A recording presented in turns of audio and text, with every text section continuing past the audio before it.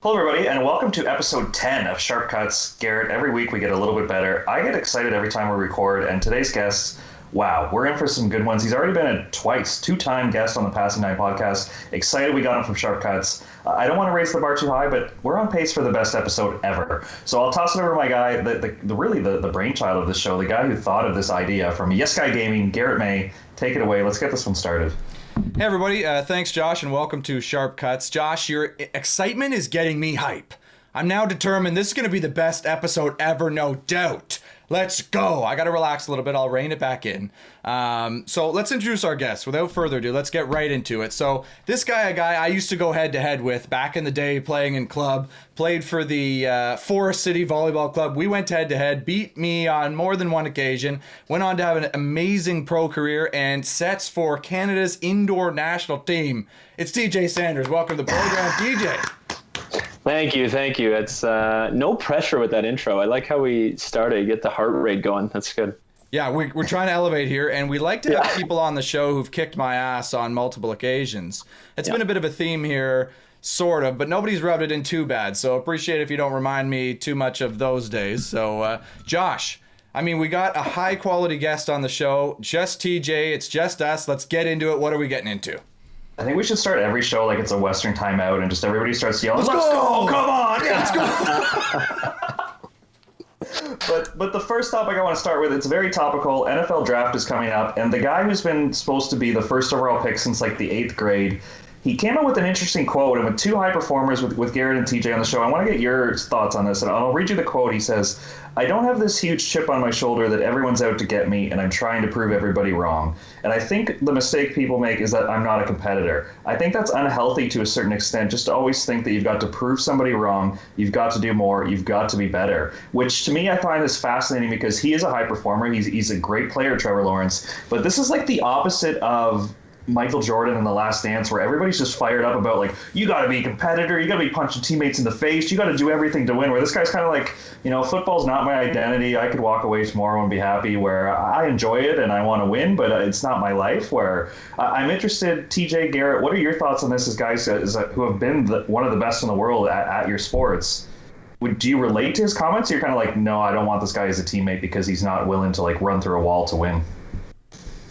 I think for me, it depends on his demeanor on the court. I mean, that's one thing to say that and feel that and experience that, but it's different with seeing how he's actually going to play, right? You might be that way and you might not be your identity, but when you get on the court, if you're still going to dive into the wall, like that might still translate. I think for me, it was for sure unhealthy. I mean, when I was younger, it was very much like I'm trying to prove it all the time. I'm trying to be better than everybody else around me. It's an interesting relationship. I think that it's something, once it becomes your profession and your job, it's tough to attach that identity to it. You know, for somebody that's going into the NFL who's all of a sudden coming into crazy money, and it would be pretty easy to inflate your ego to a certain point that it's tough to get back from.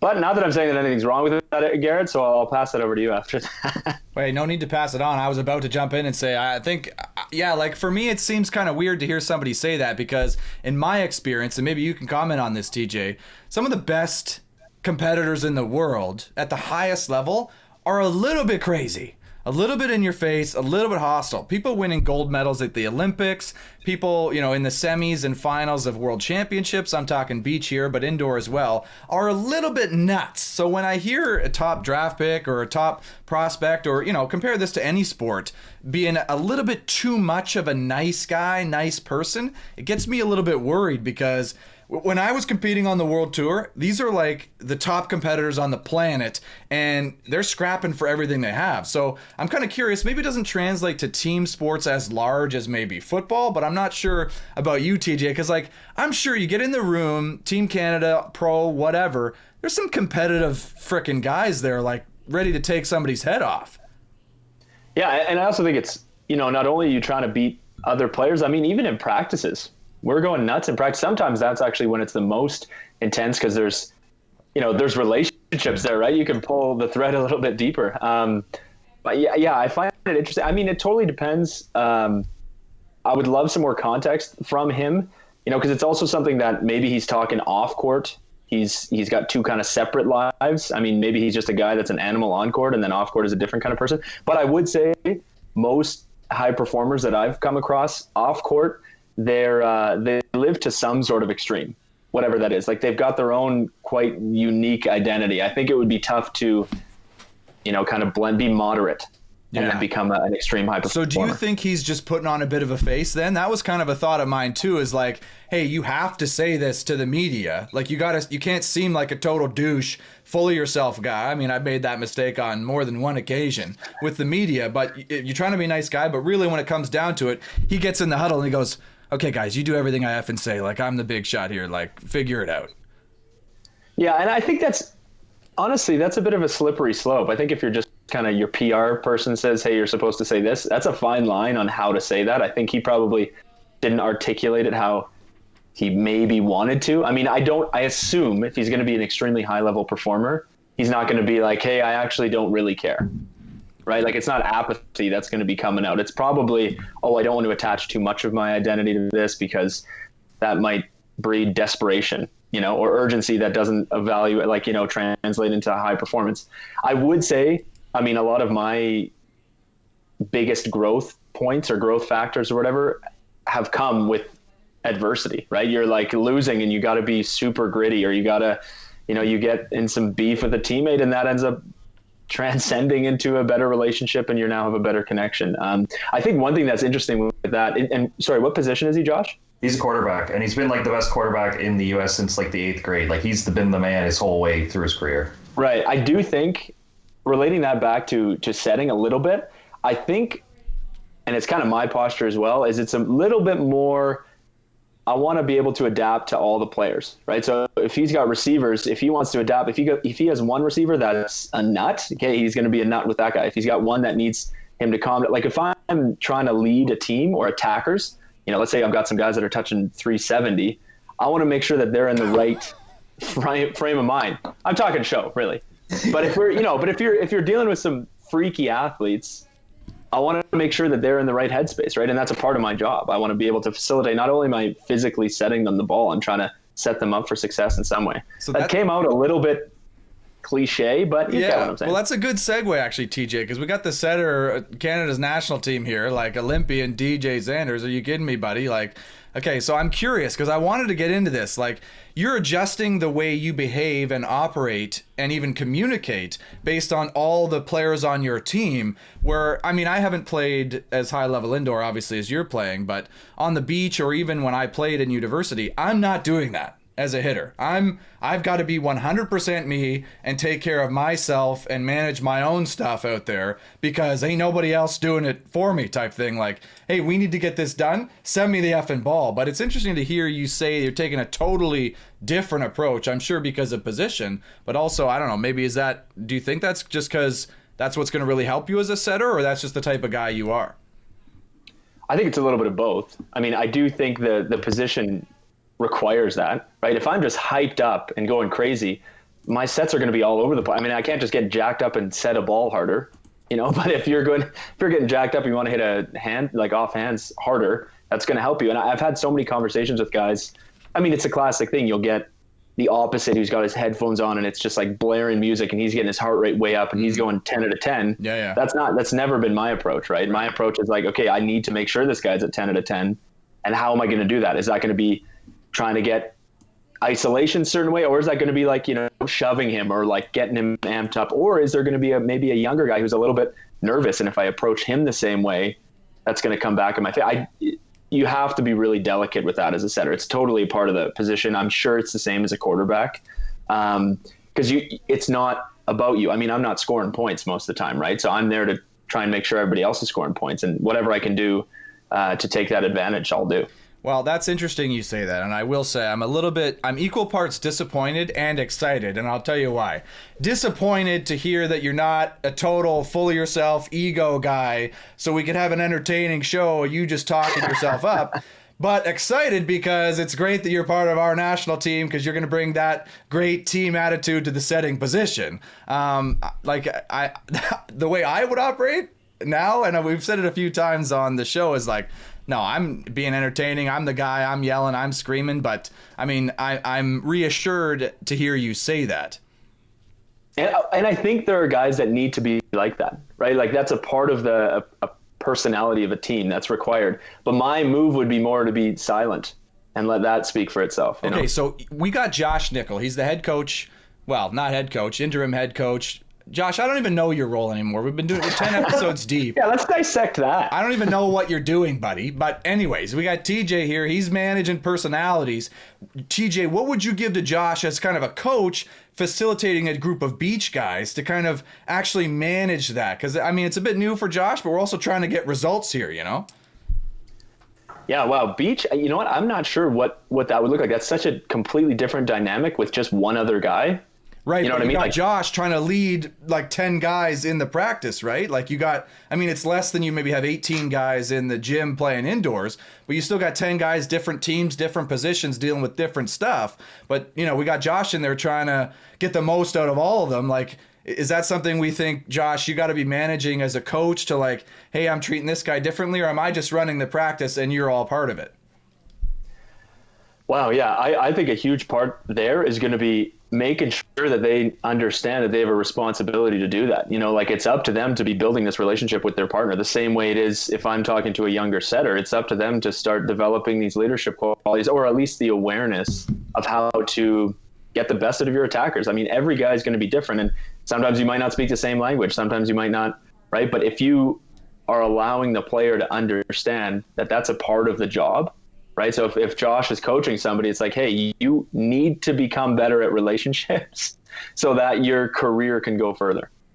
Josh, and I won't say who. I'm definitely taking notes. And TJ, I won't say who, but speaking through the Passin Dimes podcast, we had a guest, and he made the comment off air that Glenn actually adjusted in this area. And he said something along the lines of, when we went into a tough timeout against Cuba in the Olympic qualifier, it was nice knowing we weren't playing against our coach, almost implying that Glenn, at the last time you guys were playing the Olympic qualifier, he was almost detrimental to the team because either he was negative or he blew guys up. So I'm curious, as his leadership style changed, did you notice a similar thing where maybe he changed the way he was speaking to guys or the energy he was bringing to the squad this cycle? Just to clarify, we're talking about Glenn Hogue, big shooter and Canadian volleyball national team, center, stuff like that. Sorry. Yeah, the guy's, I mean, done insane things for the program. I would say for sure, though, he's adapted beyond what I was expecting, actually. I think when he was, like when I originally joined the team, it was a pretty old school mentality. You know, he had to bring us out of the depths a little bit. You know, we were kind of like 25 in the world, something like that.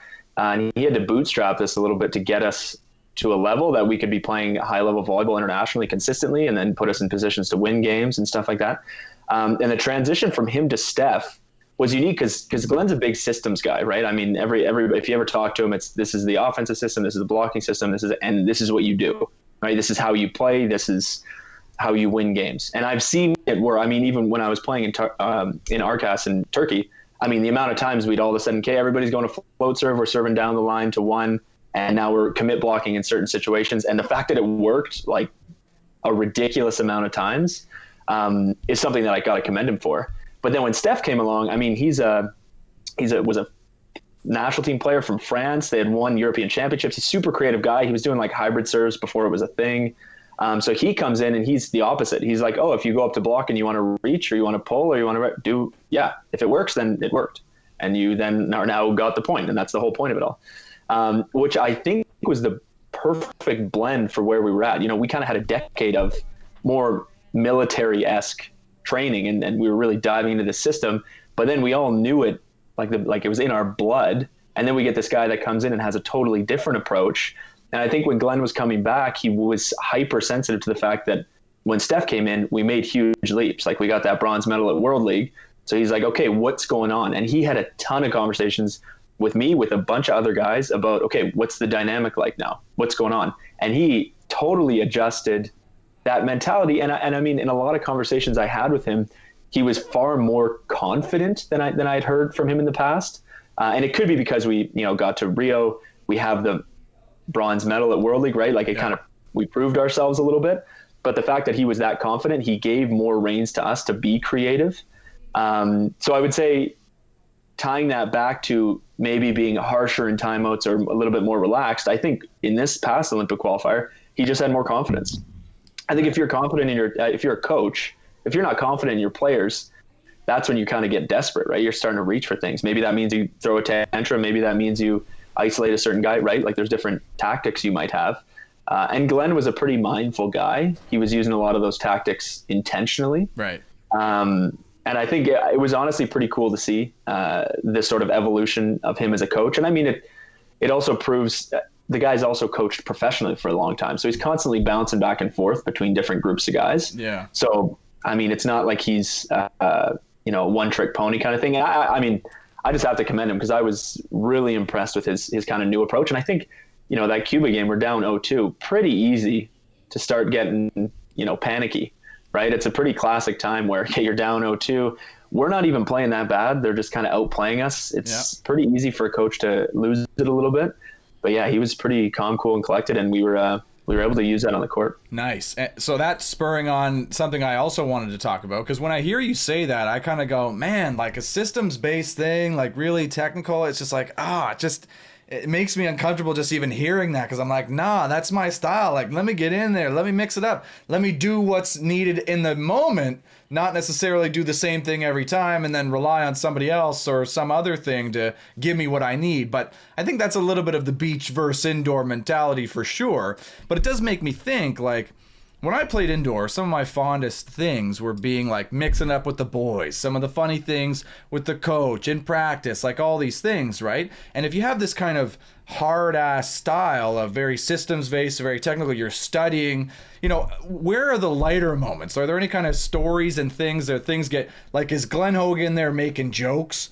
Like, is he swearing? Is he yelling at you guys? Is he cracking a joke? Does somebody come in with game day hair and he's like, oh, I see you got the extra gel in there, bud? Like, is that kind of stuff creeping in? Or is it like, hey, this is your job. Like, this is work. We're taking this seriously. Do that, have a beer after practice or whatever with the boys, or maybe don't do that. I don't even know. Like, does that stuff ever creep in? Yeah, that's a pretty good question. I would say, same kind of storyline, same trajectory. I think early on, because Glenn, when he kind of got the program, he was such a long-term guy. Like, he was planning things in decades. Yeah. Right. So I think in the moment when he's having conversations one-on-one or he's with the team, you could tell his head still, well, we need to get to this point if we want to eventually get to this point, and so on. So I would say it was more, he was definitely more of a general than a jokester when it came to the gym. But again, I think it was another interesting transition because then when Steph came in, I mean, the guy's got a hilarious French accent. Okay. So it's almost impossible to not laugh most times. Like, I'm not going to lie. When day one, we're all just kind of meeting him and we do our little warm up and he's like, okay, everybody, we're going to play paper. And we don't know what that means. He's like, keep saying paper. He's like, yeah, like, go paper. Obviously, volleyball people, right? We're like, what? Paper. It came out that it was pepper. I'll tell you one thing. Oh, paper? Okay, I was ready for... Yeah, you were going rock. Yeah.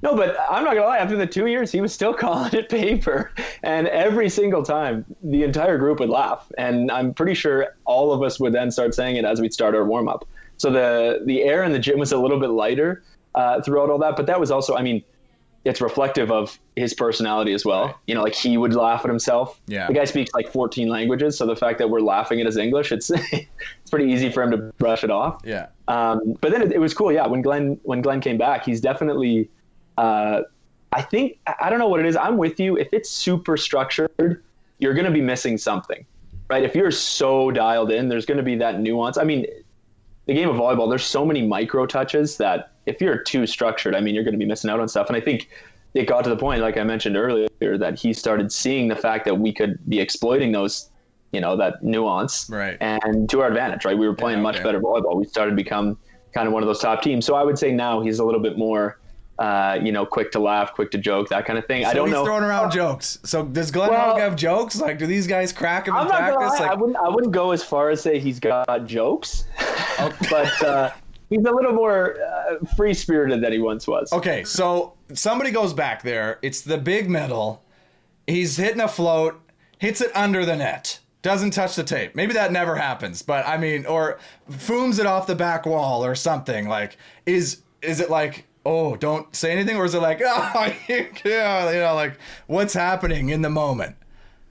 Yeah. So again, early Glenn Hogue, it's dead silent. Oh. There's fear in the gym, because if you're serving under the net, it might means we're not going to climb from 18th in the world to 10, or we're not going to make it to Rio, or we're not going to medal at the Pan Am Games. I mean, yes, for sure. There was some times where, it was high, and unfortunately that would sometimes snowball into other actions like that because they're so tense. I would say now you'll get some looks from Glenn where it's just more like, wow, I don't know what that was. He's got some decent facial expressions. I don't know what it is too about, actually no, maybe this is more Steph too. But there's just something about a middle blocker, like you mentioning middle blockers taking a serve. There's just something that they can be the most freaky physical guys and just absolutely shut down anybody in the world, but then trip one time when they're serving, and it's just you can't unsee. And that's actually on the team. We've got, a little bit of a code where you guys not going to be happy that I probably go into this, but Dan JVD is the original 7 is kind of what we call them. And basically what a 7 is we call it like a 7-footer, right? He's like Vakaitis from semi-pro or something like that, right? So he's super freaky, super good at what he does, but he does things that he's not in the same world. And JVD's been a pretty prime case of somebody who's had instances with like the biggest block I've ever seen in the world, and then go to pass a free ball the next ball and not think it's in freak, or right? Like there's just funny actions that happen because of being 7 feet tall. Obviously he's not actually 7 feet tall, but it's kind of you gotta embellish it a bit. And so I would say there's definitely some laughter from both Steph and Glenn now if a 7 goes full 7. Right. Sure. Okay. I'm a little bit disappointed to kind of hear that, though, because when I think about, and I don't know, maybe some of our listeners out there can relate, because you think about pro, you take it very seriously, right? 100%, but you got to enjoy it at some level if you want to, like, you got to do it long term. Guys who play for 20 years, like, they ain't doing it because you're making great money. I mean, maybe you are, but you're probably not. You're probably doing it because you love it, right? So to hear that it's not like, I don't know, some of my best memories are like in practice when somebody does something completely stupid and we just kill ourselves laughing, like, or in a meeting, you're in a video meeting and coach says something, like stumbles over his words, accidentally says something stupid, or like, I can remember one time in a video session with Jim Sage, my coach at Western. We're watching video, it's dense. It's like we're watching the crap team, whatever. He goes, oh yeah, this guy only hits cross. Like, we got to take this guy cross. The very next point, the guy goes up and absolutely buries it line, like bounce, like huge silly. And we couldn't help. It was just like, we can't help but laugh, right? But I guess that stuff, when you're playing pro, like, you're there to get a job done, right? Like, yeah, it doesn't go away though. For me as a player, I'm for sure going to be quick to laugh at that sort of scenario. But you got to read the room, right? If it's 13-13 in a big match and somebody serves under the net, it's likely because they're just terrified and not because they happen to be going full 7. But I don't know. I do think that those moments are bound to happen. Again, like I mentioned earlier, there's so many of these tiny touches. Like, you're contacting the ball so many times in a game that weird things are bound to happen. And if you can be enjoying yourself or laughing or it's a way to learn. It's also a way to like boost your adrenaline a little bit. I don't know about you, but if you're having fun and something funny happens, and then that guy probably wants to prove himself now. Like, let's go. Exactly. Yeah. Like, Josh, is that happening at the center? Like COVID with the masks on between, like, are you guys joking around, or are you bringing the full serious? No, I think we try to flip the switch. Like, we'll have video sessions, and I'll try to put in quotes from movies and little things. Like, we're trying to mix it up a little bit. Wait, you're trying to be funny? I'm not funny, so I try to find like clips from movies that are funny to start the video presentation. So just show them 1 hour of this episode right now and say, okay, here you guys did. This is your entertainment. I will include Passin Dimes stuff, and I'll always get like shameful plug or like cheap and all this stuff. But anyways, tell them new episodes every Friday and every Monday. But yeah, exactly. Or you mix in a quote from like Any Given Sunday or Mighty Ducks, just to kind of like, I could say it in my own words, but it won't have the same effect if it's like an intense like Rudy clip from a movie or something. You got to find ways to change it up because. Boys, we need the flying V. What are you doing? Flying V right now. You do have to mix it up. Like TJ said, you do have to read the room, but I think if you're just serious all the time, then I think it turns into a long season after a while, at least for the beach guys, because we're stuck inside and it's an outdoor sport and they want to be traveling around the world. So if you're in Downsview Park for 6 months straight and coach is being a serious guy, I think we'd seriously lose the room, and then they stop learning. Because hearing you explain this, Garrett, like a big thing in the coaching community right now is Pete Carroll, the Seattle Seahawks coach, and then Steve Kerr, the Golden State Warrior. they actually have joy in practice. Like that's one of their missions. Like they play music at practice, they're joking around, like they want it to be a fun environment. That when you come to practice, we're still getting our work done. And as a professional coach myself, I'm trying to steal ideas from people smarter than me. So I'm trying to instill those things, but you still got to get your work done. You know, there's a difference between having joy and being silly. Like at the end of the day, you still want to win. You don't want to just come to practice and be a jackass and then not compete when it's time to go, right? So TJ, I don't know if you guys have that experience. Like, are you playing music during warm up, or guys getting fired up in the room, or as soon as it's like you put your shoes on, everything's serious with the national team or your pro clubs? Yeah, well, I think to get to a certain level, you're going to be hyper competitive. Like it's just the reality of it. So if you put, 14 dudes that are all hyper competitive in a scene, it can get like pretty dark, right? Everybody can just be butting heads all the time. So for sure, you gotta have some light in there. And I think, go ahead, Garrett. Well, I was gonna jump all over that because I really wanted to talk about that, because it's not often we have national team guy on the podcast, and we've talked about it a few times about throwing chirps in practice, the intensity that you can get to. It sounds like you don't want to go full like argument. Well, maybe not obviously, but like let's not kick each other's asses here, but I'm sure sometimes it gets there. I'm kind of curious what that's like, because I mean, people are people, right? And especially if things are super serious. I'm kind of curious in your pro teams and on the national team, like, are guys chirping in practice? Maybe not. Does it ever get there? Like, what's the scene there? And then does it carry over into games? Like, are you chirping guys who don't speak your language through the net? Like, how does that work? Yeah, I mean, national team for sure. I think our practices are super high intensity. Okay. I think we've got a pretty high mission too, right? Like we want to go and win the Olympics. So we're not going to go in there and just, like you said, Josh, it's such a good point. There's a difference between joy and silly, right? Like if you're going in there and you're goofing off, you're not really on the trajectory to your goal. But for us, there's definitely, and I think why it's interesting with the national team is because we have now known each other for a decade. So if you start getting each other's, like if you're getting lippy, there's some density behind that. There's some material history there, right? So there's probably some stuff you could bring, right? It's pretty good. I think for pro, I mean, most of the teams that I'm on, the starting six are going to be on a whole other level than the rest of the guys. So usually the rest of the guys are developmental guys. Maybe there's some like huge potential there. So you're not likely going to be doing that. Although a lot of time, I mean, being a small blocker, especially when there's young guys, typically on some of these pro teams, there's going to be some freaky young guys. Right. So those freaky young guys happen to be hitting against me. So if I end up blocking them or pulling and they swing out or whatever it is, that's pretty easy for me to kind of laugh at them a little bit. Yeah, right. Yeah. They're winning 93% of the time, but that 7%, I got to let them know. Oh, right? You let them know. But again, pro, it's a weird thing because there's a difference between national team. It's long-term. We're trying to do quads. We're trying to win Olympics. Pro, it's like you're getting a paycheck. You're playing against another guy getting a paycheck. You might both be Canadians who are friends back home. You're rarely going to be chirping there. You're probably going to be more, hey, what's up? How you doing? Like, right. What's your city like? What's your, right?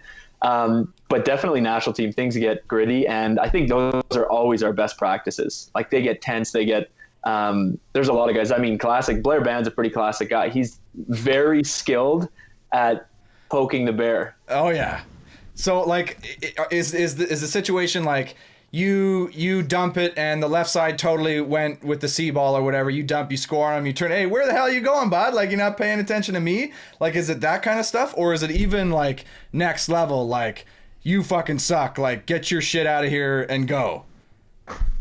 Yeah, for me, I'm not like a dump on a guy and turn in his face. I'm more, I want to have 10 plays and know exactly what he's going to do for 10 plays and be a bit of a puppet master there. Right. There are other guys that will go and hit ridiculous shots and obviously let people, or, I mean, the amount of times we're playing and stuff like that guys get hit in the face, or whether it's on block or on defense or stuff like that, it just happens all the time.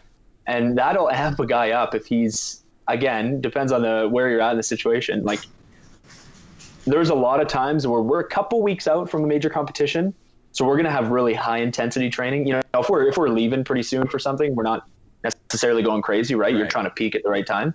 But there's been a lot of practices over the year, where things get lippy. And I mean, but yeah, for me, it's not so much the in your face, I won this 1 point. Because for me, winning 1 point isn't that great. Right. Like anything, you can miss a serve, it's worth the same thing. I'd rather win all of the points and know why I won them. And so is it more like you're having practice, you got A and B side, whatever, B's dominating A. Like we've got your number, we're doing, I don't know what kind of drills you guys would be doing.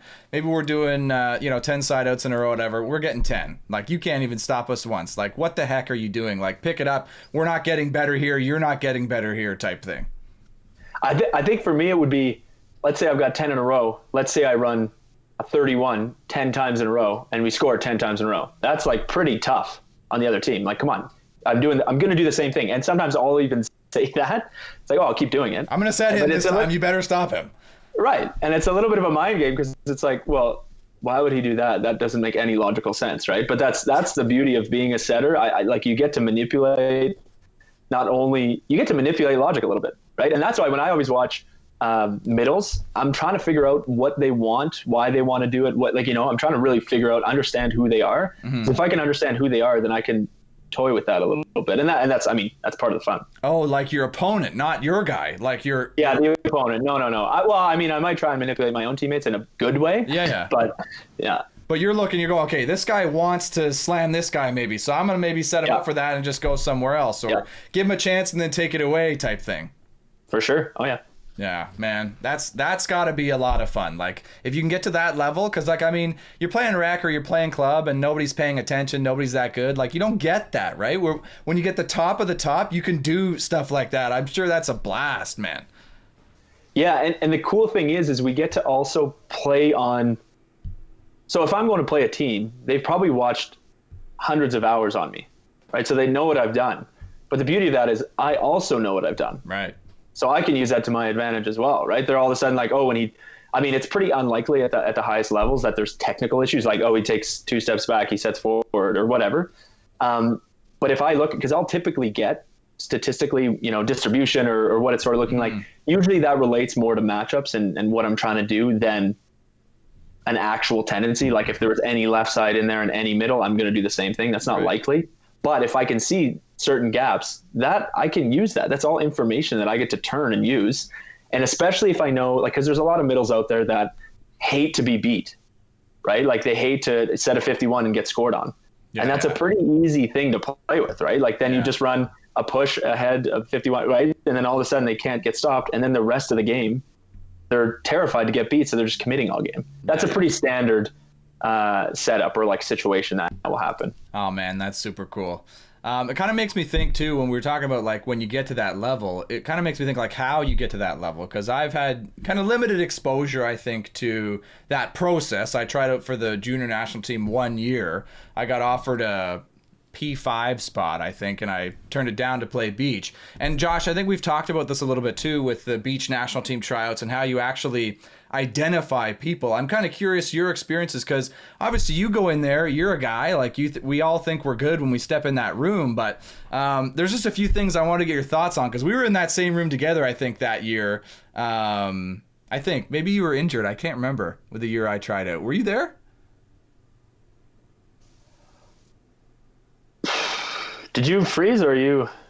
No, I'm just. Wow, that was great, because both of you did not move, and I'm not sure what's going on. That was great. Wow. It wouldn't be an episode of Sharp Cuts if we didn't have a tech issue. Yeah, I know. I was like, TJ can't remember if I was there, because he doesn't really remember me that much. It's okay. I totally understand. Trying to remember the year, Garrett. Was that 2010, 11? Like, give TJ a timeline. He's been with the national team for 10 years. You can't just say, were you there? Context before I just ask him out of the blue. Hey, you've been playing. I love it. Put me on the spot, man. That's why I'm here. Yeah, it was 2011. 2011, and you were trying out for what? What was that? It was the junior national group. So. Okay, so yeah. So that was the year that I was on the. Yeah, okay. You were there. I don't know if you were there, but you were there. Great. How's that? Another 20 seconds sounds like that this is going to go viral. That was beautiful. Poetic. Clip that, Josh. But my impression when I was there was, because this is a selection thing, right? So you get some guys who are going to go on to be on the national team, play pro, they're going to be there. And then you get some guys who are aspiring or just not going to make the cut. I just found that everybody was like, this was my impression anyway, and this maybe wasn't the case, but it felt like everybody was just being super fake, like trying to be super mega positive, like to have coach hear them that they're being a great teammate, trying to be just mega disingenuous. And here I am, like beach guy, like, What? No, that was terrible. Like, good try. Don't tell me good try. Like, tell me I suck. Like, I've been playing with a partner who's on my ass for the whole year, and like, I don't need this. Like, and I felt like, oh damn, do I need to be this way? I'm kind of curious because I'm sure you've gone through multiple selections and seen people come through. Do you find that helps people? Is that the attitude you see people come through with, or am I just a kind of a one-off there? Well, I definitely think it's a misconception that if you're just mega positive, that means you're a good team guy. Because I think that's what they're all aiming for, right? Is that they're like a good team guy, they're going to be a good fit, they're going to be able to like, develop with the other players. But, being the first guy to sprint around and shag the balls, that's something that's praised, in your 15U tryout, right? Because you're show that you're coachable or whatever it is. But at the higher levels, that's not really what's determining who's a good teammate and not. Right. So I would say, actually, most of the time, it all comes back down to intent, right? If that's just your personality and you're just the kind of guy that's super positive, sweet. But if that's, I think you saying disingenuous, if you're just trying to put a face on, I think that's also pretty easy to see through. I think if you're a coach, it's pretty easy to be like, oh, this guy's trying way too hard. And my minor issue with that is it takes away from what you're actually doing there, right? If you're there to play volleyball and excel and develop and take risk and grow and all that stuff, and your attention is going into being mega positive, or like just saying like, come on guys, we can side out. Like that information is somewhat widowed. Like there's nothing there. Right. So I think if you're somebody who, like you said, nice try, you're like, what do you mean that was terrible? Well, it's because you can do better and you're striving for something better than that. I think that has to be the standard. The standard shouldn't be, oh, let's all be happy. Only because unless that's honest, right? If that's really it, if you're just a super positive guy and you can turn over after a bad mistake really easily through like, oh wow, I did take a lot of risks, that was a nice try, all right, well, let's do it again. Right? That's different than being like, hey, nice try, Garrett, even though that was a terrible shot. So what I'm seeing was probably accurate, but what you're saying is like, hey, people are seeing through that. We get stuff like that all the time, guys trying to come through and just show their best self, whatever they think that means. But really, we're looking at, who is this person? What are they actually doing? Their decisions, what they're actually outputting type thing to get a sense of who they are. Yeah, and I would honestly say a lot of times, and I've been that guy, like I don't want to be that guy, but it's coming from insecurity. Right? You're at this training, you're like, I don't know where I stand. Am I going to make the team? I don't really know these other guys. So you're trying to put a face on that you think everybody wants to see. Where like if you're out there trying out for a team or something like that, just know what's your actual objective. Right. Is your objective to be the guy that's super positive, or is your objective to be the best player in the gym, or is it to like help? Is it to help other people play better? Because maybe with some guy that is being super positive, maybe with another guy like you, it's not being that. Right? There's more depth and complexity than just nice try. Yeah, and I'll be honest. Like with indoor, it's really hard to get that feeling when you look at it's clipboard, it's system, it's X's and O's, coaches explaining the drill. Like there's not a lot of that, but it's cool to hear that you're saying it's there, right? Like it is there. People are valuing this stuff. This is like people pay attention to this kind of stuff, but just there's a bit of a gatekeeping process. Yeah, and I think with all the systems and the technical side of the indoor game, I think you have to master that first. It's like you got to be able to understand all that before you can get creative and have all these other outlets. Like it's the same thing. If I'm going to try and help a 14U setter, I'm not going to tell them how to break down a middle blocker. Right. You're going to be doing something a little bit different because you have to learn the fundamentals first. And I think that's the beach right away. Creativity is rewarded. When indoor, there's so many guys on the court that it might, unless you're technically sound and you have a lot of tools that you can use and that you can manipulate the opponents with, you're not going to be that successful with it. Right. So you kind of have to understand that and master that first.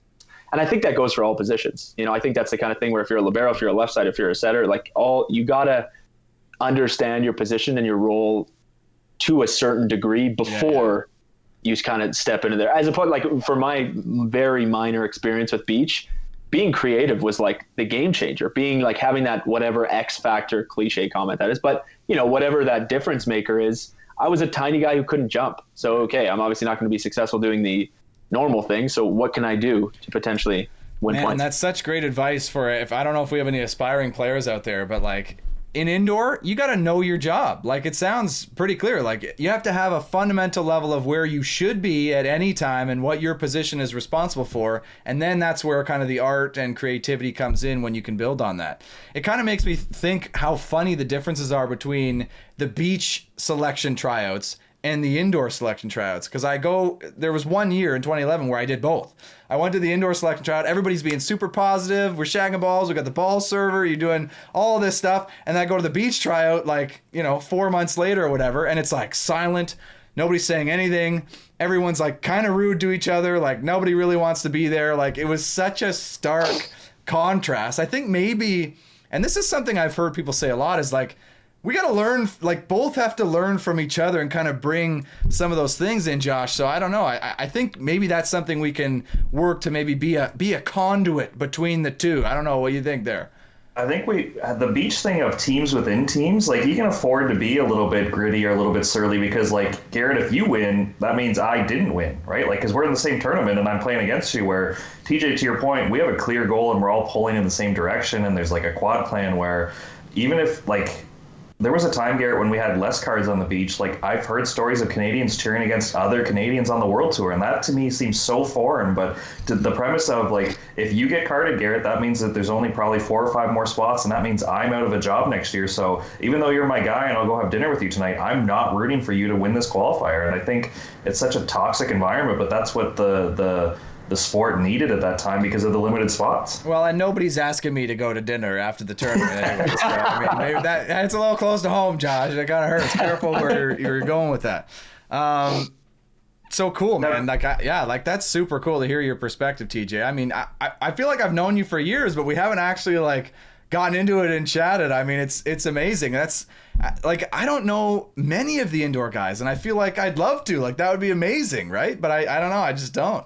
TJ, is there a gritty guy? Like, when you talked about, like, we don't have a lot of rah-rah and it comes from, like, they're not being genuine about it. Is there a guy who's never been that guy? Like, I'm thinking Steve Marr in university was an absolute, like, lion in the practice gym and was going to win drills and was going to chirp the first years and was going to, like, make it competitive. Like, was he ever trying to be the rah-rah guy with Team Canada? Or is there certain guys on the court that are just like, we don't need this good job stuff. I'm trying to win the drill and you better do your effing job if you're on my team? I would say probably most guys are like that. I mean, it comes down to the fact that there's so many practices, so many drills, so many whatever, that, like, being rah-rah gets to a point where you realize that it might be useless. It might be necessary and it might be a good tool to have, right? But if it's something like, we're here to get the job done. And again, it goes back to the same thing with personalities, right? There's a bunch of options. I mean, I remember having so many conversations with Gavin where he was like, he was that guy. I need to put my headphones on and I need to get 10 out of 10 because that's the way that I can be successful. I'm not here to, like, think and be creative. I'm here to destroy a block, right? It's like, how can I do that? I would say Mar for sure. It's interesting actually to watch a lot of the younger guys come into the group. I mean, now that I've kind of flipped ends, I definitely came in with a pretty passive approach, being like, okay, what's my role? How am I going to fit in here? What am I going to do? I'm 24 and now I'm the setter and there's 35-year-olds I'm playing with. You know, I don't think I'm going to be the guy, like, you know, talking down to them. But at the same, so it was cool to definitely watch Mar go through that transition. I think at the beginning, he was also feeling it out, right? It's a lot to all of a sudden you're now with the A team and you're on a World League schedule and you're going to all these big events. It's like a big transition for any player. And I think he was feeling it out at first. Definitely now he's one of the louder guys in the gym. And I think a lot of times it's super beneficial for him, right? And I think the beauty of that is that it creates these opportunities, almost like the catalyst for a little bit of headbutting, right? If Mar honestly like goes hits some big shots and he's really feeling it, then maybe the next time Blair gets him, it'll be like, wow, you only have one shot or whatever, right? There's all these different examples of where that comes from. And I think you need that, right? So, and I hope I interpreted that correctly. Like, if I'm thinking raw, I'm thinking the guy that's disingenuously positive. Yeah. Where that's not anybody on our team, I don't think. Like, I don't see anybody kind of just being like, oh, nice try or good job. It's, hey, we're all here to perform a job. We've been doing it for, a while now too. And a lot of these guys, you go overseas and maybe you're with guys that you don't even know. You're playing with a Serbian and a Bulgarian and they're just there to collect a paycheck and you're having to do whatever you got to do. So I would say though, it's pretty over the year, like probably the last 5 years, we've had some pretty awesome practices. We've had some good times where guys are going at it, and it always tends to lead to something. That's another cool thing about when you're with a group for so long, those moments turn into the moments where you recognize that, oh yeah, maybe I do need to actually change a little bit here. Maybe it needs to be like, oh, I need to be less phased. Like if, I don't know, like pick any guy, if they make some mistakes and they get phased, then we kind of put some pressure on that. That's going to happen in world championships. That's going to happen at the Olympics, right? You're going to make a couple bad plays. You're not going to be perfect. So if we can apply a little bit of pressure, it might be beneficial for us in the long run as well. Holy shit, Josh. Like, this stuff, you talk about same stuff, different pile. The stuff that TJ's talking about right now. TJ, you've never really talked with my dad or Hernan Humana or Marquise or John Child that much, have you? No. It's the same shit, dude. Like, it's the same. Like, you want to perform at a high level? This is what we're doing. We're putting pressure on ourselves in the training environment to learn, to grow, to get better, and we're dealing with it, the tough stuff as a team, man. Like, that's so cool to hear, and it's just like, man, it's so wild how when you get some success, you get to the top, like, that's the stuff you're dealing with no matter where you are, what sport, what you're doing. So, I mean, cool to hear you say that. It just is like affirming. It's like, man, how many times I got to learn these lessons, like, before, they sink in and I actually do them every day in my life, my everyday life. Forget volleyball. Like, let's do these things type thing. And I also think, I'm always hedging myself of not being one-dimensional. So if you're only just applying that pressure and it's like every training is just the coach losing it and trying to make sure that it's this crazy environment, it's the same kind of thing, right? It's like we just talked about. If you don't have joy in your play, you're missing out on some nuance. So I think it's cool being a setter, and it's a part of my responsibility that I want to sort of thread the needle between the guy going crazy and getting frustrated. Because at a certain point, if they're going at it and it's detrimental to the group, like it's or detrimental to them, then it's not good, right? So it's like, how do you actually evaluate that? And I think that's why coaching at a high level is such an art, because you have to be able to monitor those ebbs and flows. It's not just like, hey, we need to make this as if it's a game environment every practice. It's how do we make sure we're reaching for the goal we want to reach? A lot of times, it's the same kind of thing when I was talking about this progression with the Glenn circa 2010, then Steph coming in, and then Glenn again. There was a lot of evolution that happened with the team. So Glenn's not going to come back and just have this same mentality, right? That's why he's having meetings with everybody. He's trying to watch old games. He has a great relationship with Steph to try and understand, okay, what is that nuance? How do we take advantage of that? Right. So that kind of brings me to the next topic I was hoping to cover, is about the coaches, because as a beach guy, even an indoor guy, when I played, I'm looking around at all these people in the gym, people in the meetings, and I'm going, and I mean, maybe Josh can relate a little bit. Josh has coached some indoor as well, but I'm going, what are you doing? Like, what do we need you for? Who are you? I don't even know your name. Like, why are you watching me? Like, that type of thing. I'm kind of curious what the relationship is like there between, because you've talked a lot about your head coaches that you've had with the national team, but there's a lot of people on the bench. There's a lot of people there. There's a lot of people who are there who don't sit on the bench. I'm kind of curious, like, do you find that there's value there? Do you ever find yourself, even if you find value with some of these assistants and other coaches, do you ever find yourself going, somebody jumping in and say, you know what, get out of here. Like, you don't know what you're doing. Like, is there ever that kind of thing going on? I'm kind of curious your thoughts on that situation. Yeah, well, I do think I'd probably experience it more with professional teams that just might have more assistant coaches and stuff like that. Because with our A team, honestly, we don't have that many people around. Okay. And I think it's probably on purpose, right? Like, I'm sure that Glenn wants to make sure Glenn or Steph or whatever it is, there's not too much insight, because especially if you're playing for a country, there's a lot of coaches in this country. Yeah. Right. And every head coach would probably do something a little differently. They'd all take us in a little bit of a different direction. So if you have too many cooks in the kitchen, I think that can eventually become detrimental a little bit. Right. And I would also say, I mean, it goes back to the fact that most of the guys in the teams are full on adults, right? It's not like you're having an assistant coach who's talking to you like, hey, you need to do this differently because of it. It's like, a conversation of, oh, I noticed you're doing this a lot. Are you working on something, or is this something right? Like, it's more that kind of stuff. And I have noticed it being beneficial. I would say setting is probably something we don't have any setting coaches, right? So it's not really something I'm getting feedback a lot. Like if we have Dan Lewis as an assistant coach, he's probably helping receivers a little bit more than he's helping me. Yeah. Right. So I think it's, fortunately, the whole time that I've been at the program, guys kind of know their place pretty well. Okay. And you also get a lot of not only coaches coaching, but it's interplayer stuff too, right? Like if all of a sudden a B guy comes up, we're all going to kind of help it. Like we all have the same goal. Yeah. We for sure have the goal to beat each other in that drill, but we're only trying to beat the other person so that they can get the best of themselves and they're competing against a good player. Right. With so many people in the facility, do you ever feel the pressure to be on that you are an A-team guy? Because like Glenn's really inclusive about like random coaches can show up in Gatineau, or like one side of the curtain will be the B team, the other side will be the youth team. Like, do you ever feel pressure that we're the A-team, we have to be so professional, or are guys ever, I don't know, kicking balls or yelling at each other or like disrupting the environment that like a U19 player would see that and be like, whoa, like that's how professionals behave? Like, or do you feel like you have to be above the line in everything you guys do when the youth guys are around? Yeah, it's a good question. I mean, I think for a lot of our practices, we're a little bit under the microscope. Not only there, but let's say we're showing up to a VNL match, there's like reporters there before the game. If you're in your pro teams, there's fans, there's the president, there's the owner. So you get good at playing that game a little bit. I think when we're in Gatineau and we're in that center, it's cool because, again, like it's all reaching to that pinnacle of like an Olympic gold medal. So those youth guys are a part of that, like, right? We're all a part of the same thing. So if I'm, kicking balls uselessly or being obnoxious, it's not helping anybody. Right.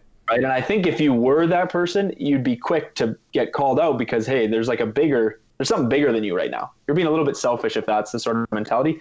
Now, we've had really intense practices and guys probably saw a lot of grown men yelling and things like that, for sure. It's a part of the intensity, especially because there is a moment where you have to mature into that intensity. You can't be obnoxious, right? Being obnoxious is not the same as being intense and disciplined and like striving for a really ambitious goal.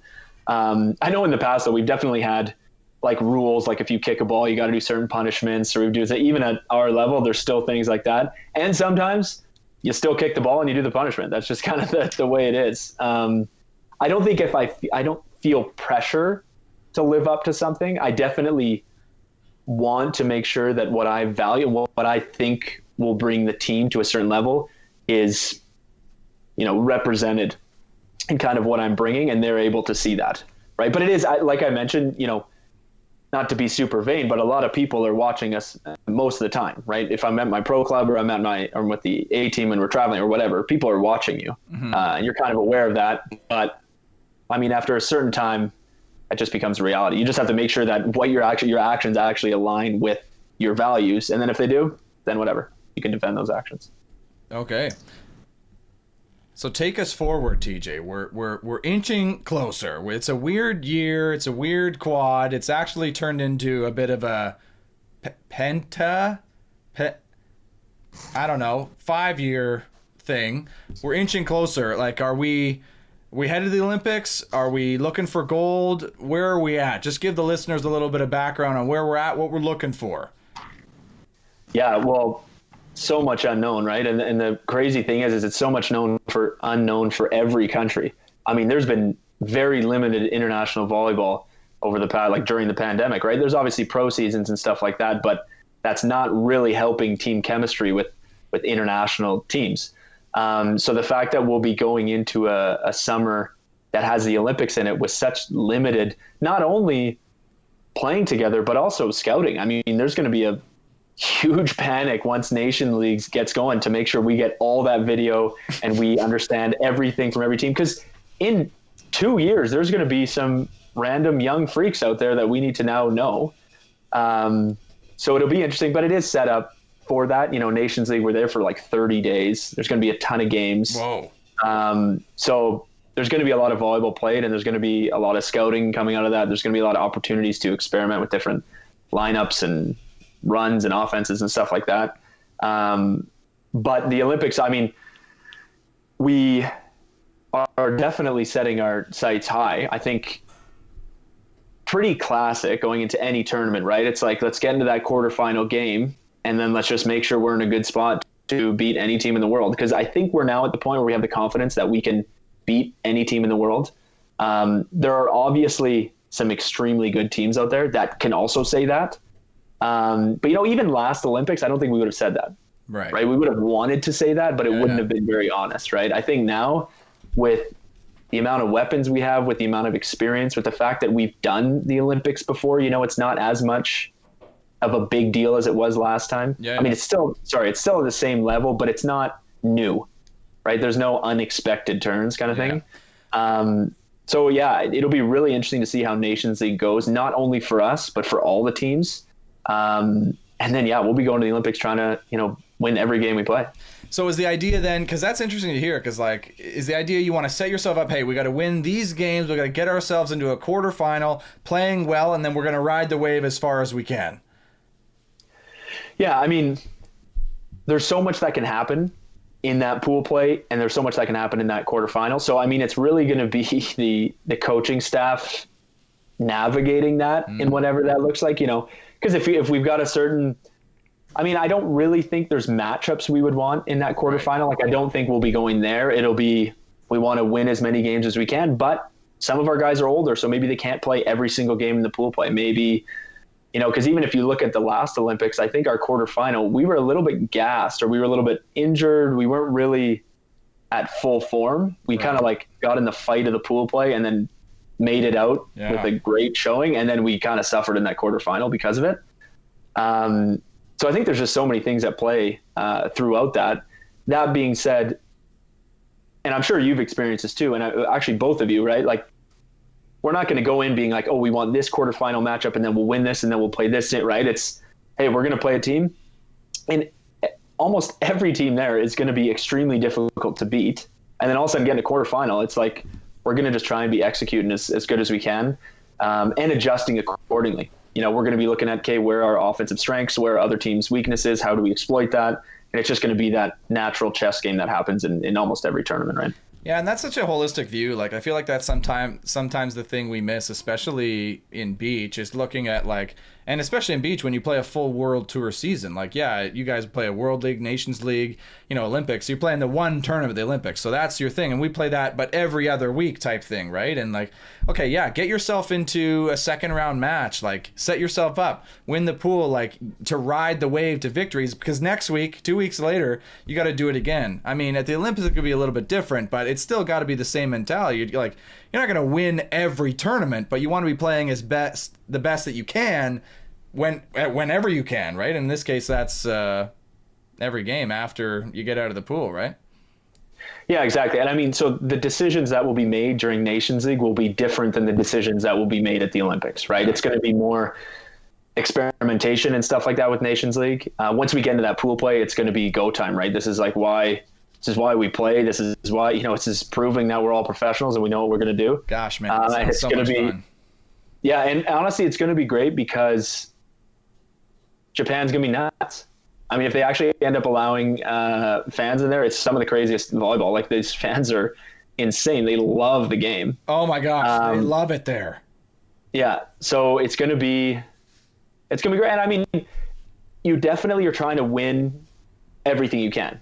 Like, if you were to ask me, would you want to win Nations League this summer? Yeah, of course, obviously. But that's so far from the actual objective, which is to peak at the Olympics and try and perform and execute as perfect as we can. Yeah, right? you only want to win Nations League if you're then going to win the Olympics. If you had we don't want to blow our load on Nations League and then not make it out of pool at the Olympics. Yeah, that's true. I mean, hey, we'll be watching, man. Good luck to you. And I mean, we didn't throw many sharp cuts. It's just a holistic, happy episode here, Josh, that we're reaching the end of. I'm sad to say it because we get so many great topics to talk about with TJ, but we didn't throw any sharp cuts, buddy. Maybe we should try one then, Garrett. Maybe we should try one. We should address this. So, because with the depth of Team Canada right now, TJ, do you predict some tough conversations with that Olympic roster? Are there going to be some studs left off the list? Because VNL's isn't it 18 or even 20 athletes where you got to get that down to 12 at the Olympics, right? I don't think any coach is looking forward to that with the depth the Team Why do Canada they has only right give now. you 12? I really don't understand that right now, because logistically adding 2 more guys to 12 teams is not a lot of more 14. people in the village. Yes. It's not a lot, you know what I mean? Like that's pretty nuts. And especially when this VNL is very unusual to have 18 to 20 guys. I also think they're allowed to, there's a whole set of different rules because they want to make sure that the quality of the Olympics is the priority. But I mean, in past years, we'll have a full season of Nations League and other tournaments with 14, and then you go into the Olympics, it's only 12, and you are a full team, and you got to have these insane conversations, which I don't fully understand. That like is disappointing because you're losing. I mean, if you're orchestrating a team, 12 guys is tough to make the roster you want to make, right? There's certain situations you're having to leave out a certain player or a certain tool that you would have had the whole Nations League. There will definitely be tough conversations. I mean, that's the beauty. It's kind of a luxury, though, right? That we have so many high-quality players. Who do you take? You take a third middle. You take a third outside hitter who can pass. You take a second setter. What? A second right side? What else? Like, where do you cut the line? Do you take a fourth middle? You take a fifth outside hitter? Like, what are you taking? I know, and that is a difficult conversation. I would say there's probably going to be things, okay, strategically, what can we use? You know, like, are we going to be using a lot of blocking subs? So do we want another middle? Are we going to be, you know, maybe using a left side as a libero at some point? Are we going to be, right? There's so many of these different kind of push and pull on what that lineup will look like. I mean, I'm happy that I don't have to make those decisions because that would suck. Especially because you're going to be leaving out guys that are on the team. You know, that's a weird concept. Typically, you know, if it's picking 14 guys for Nations League, you're leaving guys out, but they haven't been in that same group for so long. You know, it's a different dynamic going down to 12. And you're right. I honestly think that all 14 guys, especially in a tournament where you're playing every other day, will be used in some capacity, whether it be a serving sub, blocking sub, you know, certain matchup, certain whatever, right? Like you're losing crucial tools.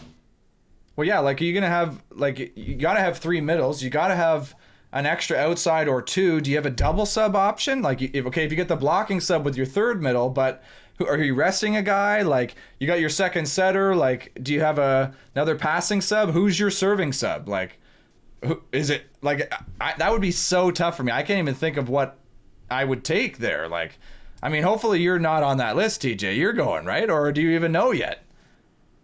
Oh, I definitely don't know yet. It'll be announced. I mean, last time it was announced like a few days before it all kind of went down, just because it's such a difficult decision, and we have the full-on Nations League for the coaching staff to make those decisions. When I'm saying, you know, experimenting or trying different lineups, a lot of that will be trying to figure out because you kind of gotta. I mean, we obviously have a team identity, but that evolves each tournament, each season, each whatever, right? So we need to figure out what that is, and is that, oh, we've got some serving subs that are bombing. And that's actually, if we look at our coefficient, we're end up winning more games or winning more points because of that than a double sub or then whatever it is, right? So they're going to be looking at a bunch of different stuff. For me personally, I mean, a big thing is going to be what will my body do in Nations League, right? It's going to be a bit of a test to see, okay, can my back handle it? Is that going to be something that will become an issue? Because if you're only bringing 12 guys, bringing half a guy is a difficult decision. So a lot of that is going to be it's a bit of a showcase. I got to make sure that I can, you know, perform consistently over a schedule as demanding as the Olympics. Well, listen, man, we wish you all the best. Good luck. We've reached kind of our time limit. This is kind of how the show ends sometimes, is where we don't want to end the show, but we've reached our time limit. Normally, we got guys who just get sick and we are like, okay, we're done with you. Get off, like it's time. But, I mean, this is maybe rare. So, I mean, thanks for coming on, TJ. We wish you all the best to you and Team Canada at the Nations League, but not as much as the Olympics, because that's the goal we talked about already. So, Josh, save us here because we could do another 10 hours with TJ. So let's maybe just cut this off before we ruin anybody else's night. Well, that's why he was one of the first multiple guests on the Passin Dimes podcast, because he's just welcome anytime. He's great with the content. Wait, you had TJ on twice and you haven't had me on twice? What the heck? Exactly. That's exactly what I'm saying. and I can confirm, if TJ's left off that Olympic roster, the dozens and dozens of Passin Dimes fans will riot. So he's got a big support with what we've got on here. Hey, put in a good word if they're looking for announcers. If Charles is ever looking at, hey, you know who to call, right? You go, oh, yeah, okay. I don't know if you, no, sorry, I interrupted Josh. We're getting off the show again. We could go on forever. I got to stop.